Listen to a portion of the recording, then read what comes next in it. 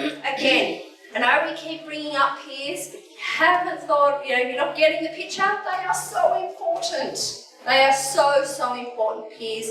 The good ones and the bad. Trust me, my son has been with great peers and not so great peers, but he's learned all along the way, because we want our kids out there in the real world when they leave school, and the real world has great people in it and has not so great people in it. So it's really important that they get to be around everybody. And peers have helped my son, and they continue to help my son out in so many ways that I can never be ever thankful to them for doing it. And I think that to myself about saying being thankful, but really that's what society should be.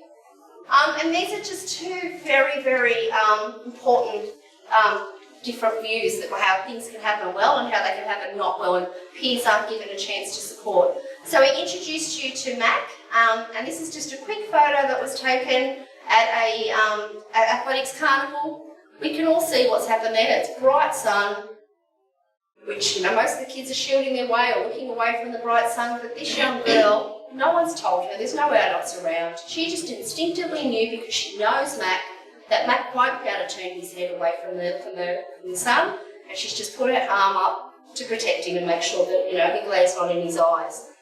As opposed to this is a photo that came from Canada a couple of years ago that did the rounds on social media.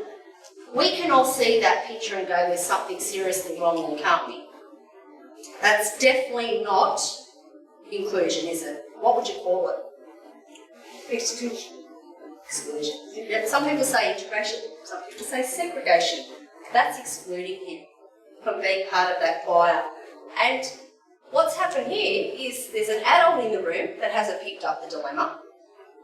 Sadder even is we've got about 20 peers here that haven't picked up that this is a problem. Okay? What happened that day was that the teacher's aide was away. So when the teacher's aide, who was Velcro to this child, was away, nobody knew what to do. So they thought that was the best option. Okay? What we want is clearly the music master, who's so wrapped up in his choir, to take notice that that's not right. Even more so, we would want a great percentage, or even just one, to say, sir, can we all move over to here so that we can actually be near Jacob or whatever, or can he come here so that he's part of the choir? Again, is it his fault that he has a disability and that he can't access that classroom?